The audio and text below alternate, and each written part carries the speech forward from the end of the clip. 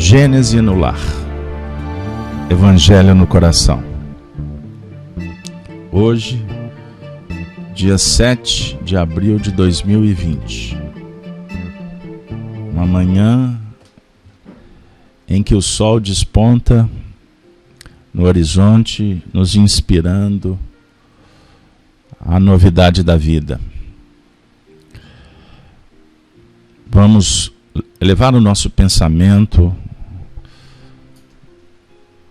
ao mundo maior, às faixas espirituais mais elevadas, procurando o todo poderoso, divino, criador, Pai, Mãe, misericórdia, justiça. Senhor, te agradecemos por esse dia, pelo dom da vida, pela família, pela oportunidade, pelos amigos, pelo trabalho, pelo estudo, pela convivência, pelos teus ensinos. Agradecemos o apoio da misericórdia, superintendido por Jesus, nosso Senhor e Mestre, aos bons espíritos que nos visitam neste momento, que levam a mensagem luz, o alimento reconforto e a orientação indicativa, que possamos no Evangelho da manhã recebermos a orientação para o dia que se segue. Se conosco, querido Rabi, amigo Senhor Jesus Cristo. Que assim seja. Caríssimos companheiros, a lição de hoje, exterior e interior. Nós vamos trabalhar com o capítulo 21 do Evangelho segundo o Espiritismo, intitulado Falsos Cristos e Falsos Profetas. Vamos trabalhar o item 6 e 7. Kardec, no item 6, traz para nós um versículo da primeira epístola de João, capítulo 4, primeiro versículo. Meus bem-amados, não creais em qualquer espírito, experimentai se os espíritos são de Deus, porquanto muitos falsos profetas se têm levantado no mundo. O comentário agora de Allan Kardec, item 7. Os fenômenos espíritas, longe de abandonarem os falsos cristos e os falsos profetas, como algumas pessoas apraz dizer, golpe mortal desferem neles. Não peçais ao espiritismo prodígios, nem milagres, porquanto ele formalmente declara que os não opera.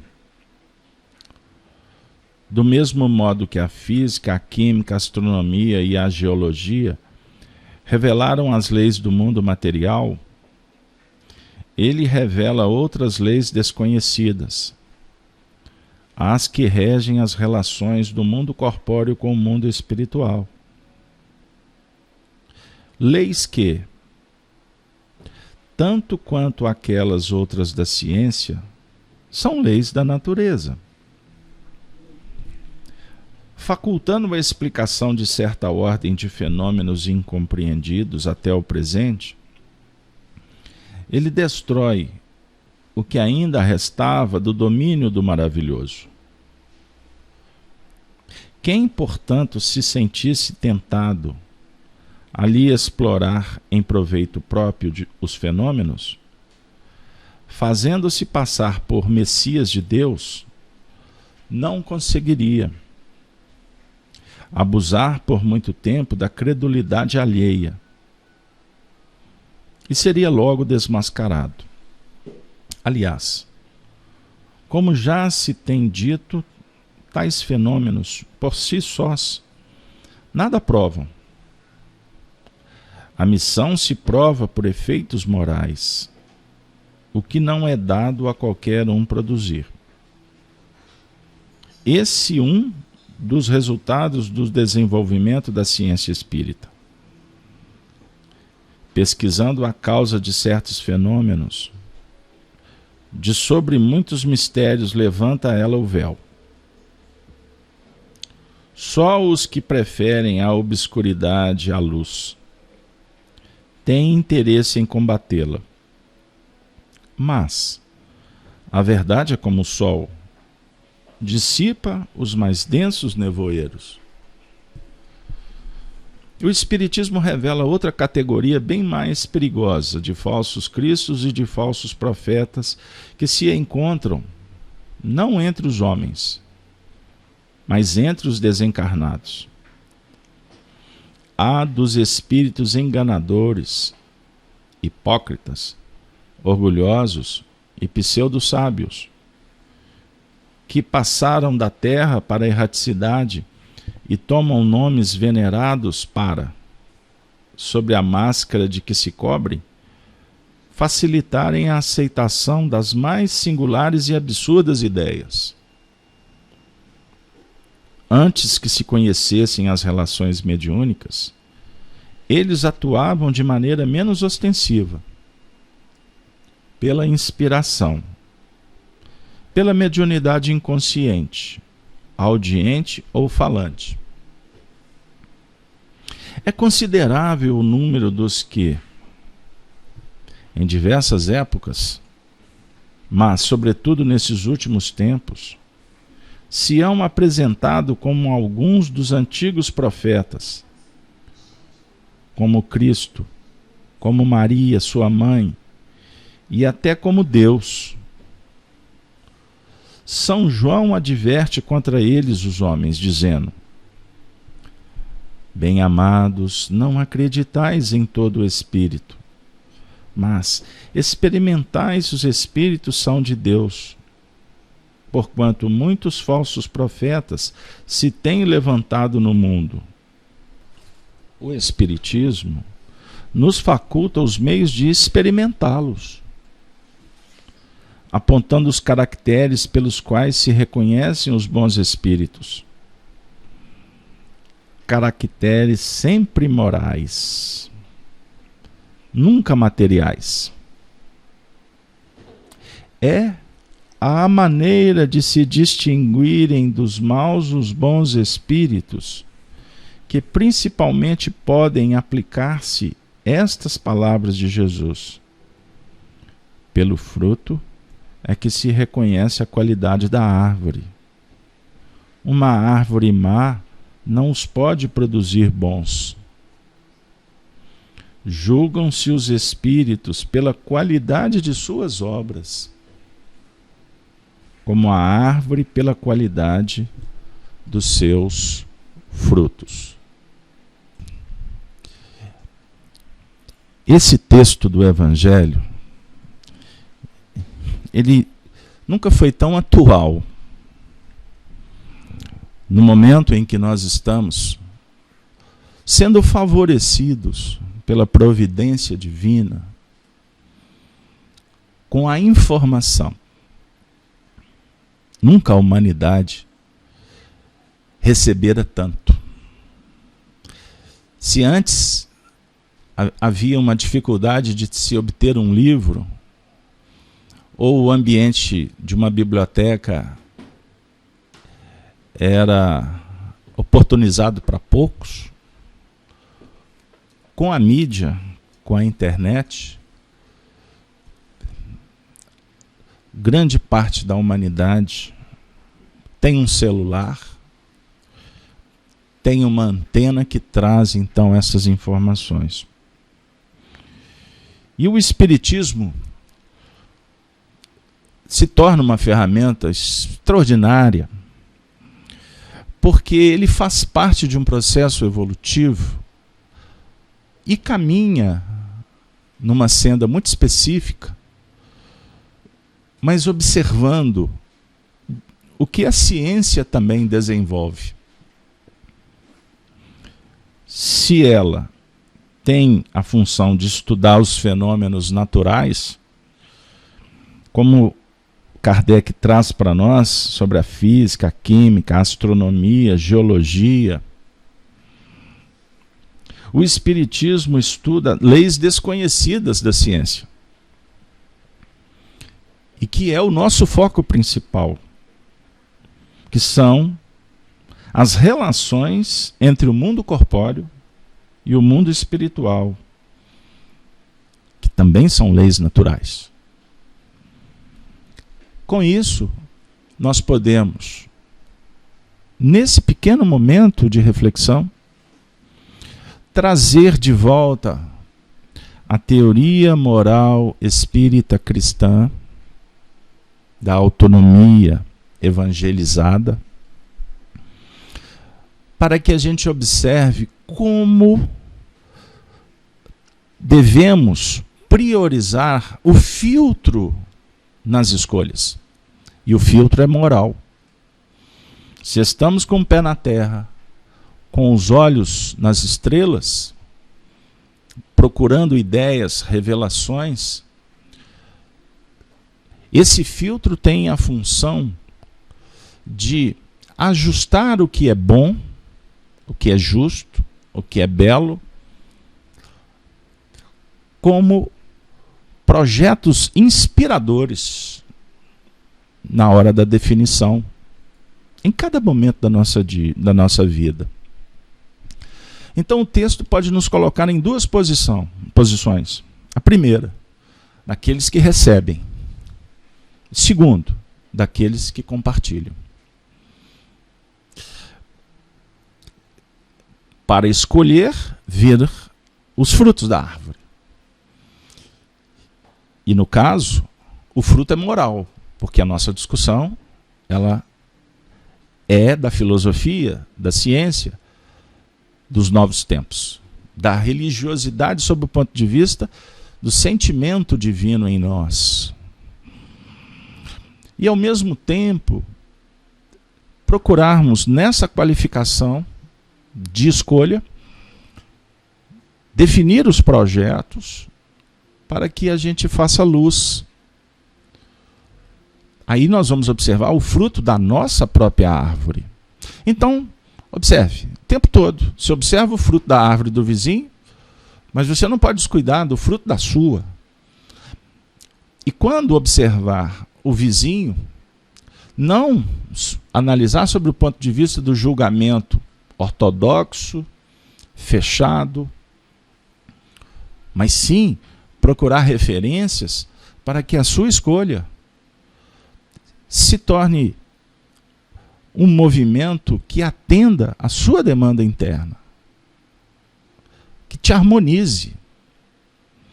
E para harmonizar, repito, vou trazer aquela ideia neoplatônica, justiça, dar valor a cada coisa no seu momento oportuno, no lugar. Tudo tem o seu valor, esse copo tem um valor, independente se eu estou ou não utilizando. A sociedade diz assim, tem valor porque me serve, se não serve não me interessa. Esse é um pensamento utilitarista. Então, se eu estou falando de um objeto, eu preciso de valorizar pessoas, sabendo que cada uma vê a vida sobre o seu ponto de vista, segundo as suas obras. Valorizar o recurso que nós estamos tendo, porque ele nos aproxima. Nós somos convidados para um isolamento. Agora nós já estaremos sendo chamados para um distanciamento. E depois para uma reaproximação social. Porque ninguém evolui distante. Mas tudo na hora devida. Sem engaiolar, sem se aprisionar nos ditames dos outros. Então estude o fenômeno. Observe a importância da prudência, mas não abra mão da sua intuição, da sua sensibilidade. Quantas pessoas, amigos, que estão nesse momento no fronte de batalha, no hospital, ou distribuindo alimento para quem está na rua, que não sabe nem o que é sabonete e água, quanto mais álcool gel. Pessoas que estão dando a vida, que estão se expondo. Então, cuidado. É a palavra. Porque vai ter momento que você vai ter que dar a sua cara a tapa. Vai ter um momento que a providência divina vai falar, se não for você, não tem ninguém. Ontem, minha filha me pediu, pai, eu queria assistir um filme diferente. Dos seus. Aí eu fui procurar, falei assim, meu Deus, como é que eu vou atender? Porque não é fácil. Me atende, mas não significa que te atende. Aí eu fiz uma prece, achei um filme antigo, produção de poucos recursos, O Diário de um Espírito. O filme que traz aspectos da vida de Adolfo Bezerra de Menezes Cavalcante, nascido em 29 de agosto, de 31 a 32. O Rui escreve no chat aí para nós. Pois bem, é um filme que quem está na vibe das produções midiáticas, ele não consegue ficar 5 minutos. Porque o filme é um paradeiro, é um ritmo. E aí eu fui trabalhando com ela. Esse filme é um filme para tocar sensibilidade, embora ele tenha um enredo informativo. E o tempo todo ele está dizendo assim, observe como Bezerra de Menezes agia, ponderado, amoroso, mas extremamente atuante. E olha que ele inclusive foi político. E é raro, desde a história romana, encontrarmos exemplos de dignidade moral nesse meio. Porque a tendência é que o comportamento se faça como em todos os setores, onde o eu impera, a visão é no umbigo.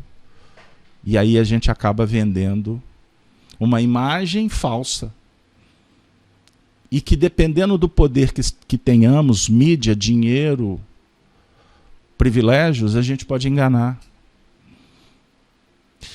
Com isso, meus amigos, eu chamo todos, carinhosamente, para refletirmos num espiritismo que não promete milagres. É uma teoria moral que nos chama para a responsabilidade. E, ao mesmo tempo, nos coloca numa sala muito especial, que é a da convivência com os espíritos. E que, dependendo da nossa orientação mental, essa convivência se faz com espíritos bondosos, educadores. Mas, se não, a convivência se fará com espíritos que estão vibrando na mesma faixa das contradições humanas.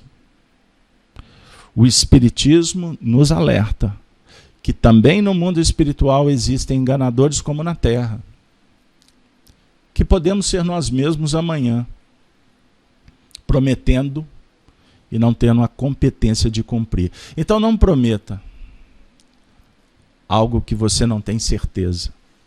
Não divulgue o que você mesmo tem dúvida.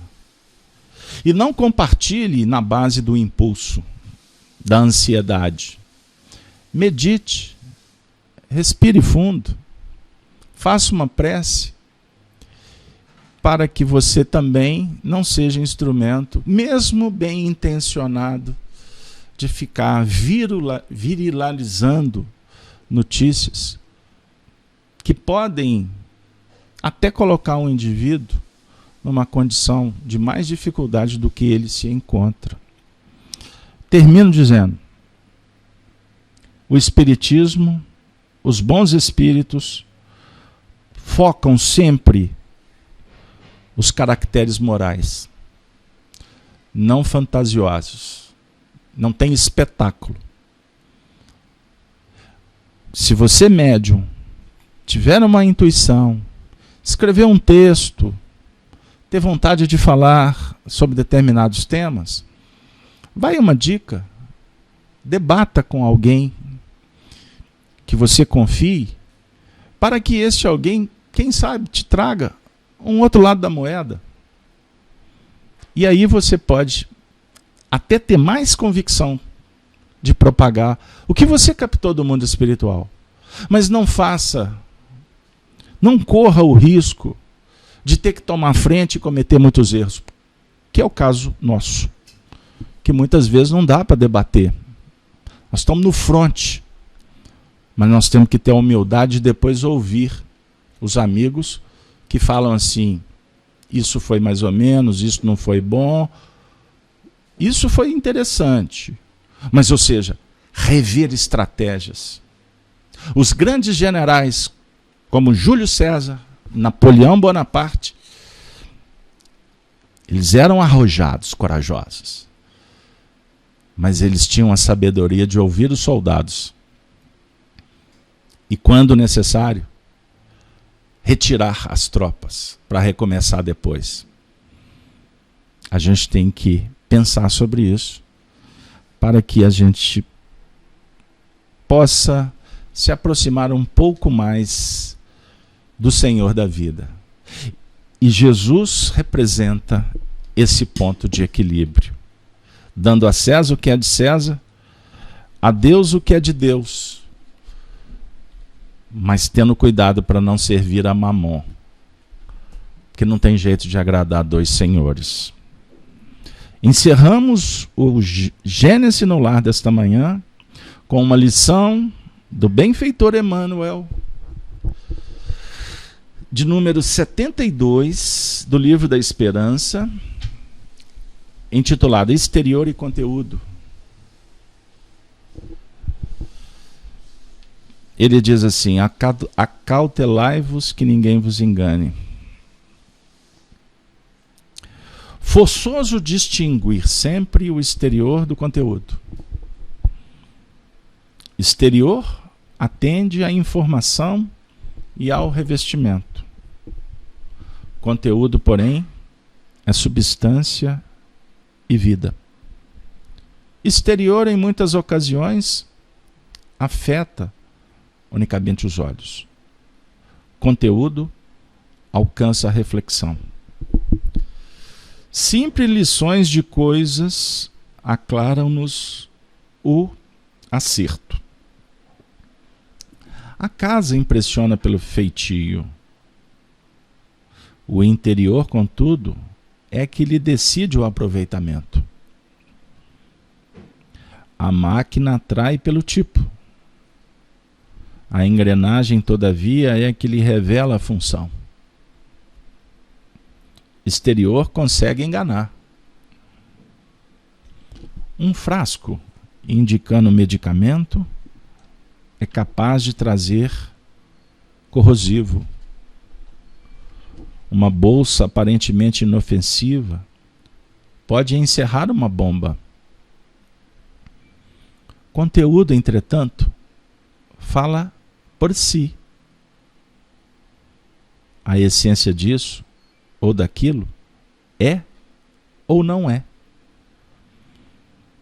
Imperioso considerar ainda que todas as aquisições, conhecidas por fora, somente denotam valor real se filtradas por dentro. Cultura é patrimônio incorruptível. No entanto, apenas vale para a vida. no exemplo de trabalho daquele que a possui. Título profissional: tem o crédito apreciado pelo bem que realiza. Teoria de elevação não vai sem a prática.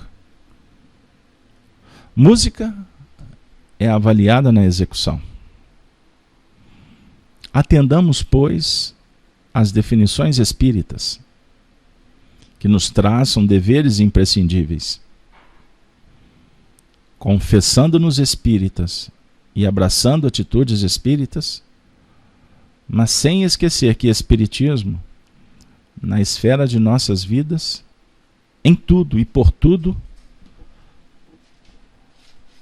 é renovação moral. Jesus querido, meigo amigo, como é bom te sentir. Como é importante perceber a presença dos amigos espirituais que nos visitam para trazer o benefício, sem cobrar taxa de louvores ou reconhecimento. Seareiros do bem, samaritanos da bênção, sem olhar a quem, propagam a paz, se candidatam sem ver a hora, e jamais alimentam o interesse pessoal impeditivo para atender em qualquer instante. Como é bom, Senhor, a doutrina dos Espíritos que nos esclarece destas leis naturais, ainda incompreendidas, face ao egoísmo e o orgulho, a vaidade e a ambição que campeia no mundo. Obrigado, Senhor, e rogamos a força, a boa vontade, com o teu apoio, face às circunstâncias, para que possamos sair pelo mundo para brilhar a nossa luz a partir da tua luz, que deve estar em primeiro ponto, como meta, como princípio a nortear os destinos da humanidade. Agradecemos a presença de todos em mais esse evangelho no coração, e que todos, beneficiados, amigos e irmãos, aprendizes como todos nós, possamos voltar os olhos para o trabalho, a oficina, e levar esta mensagem. Pois o poeta nos faz recordar que quem sabe faz a hora. Não espera acontecer. Ave Cristo, saudamos sempre o teu Evangelho. Gênese no lar. Um bom dia para todos vocês.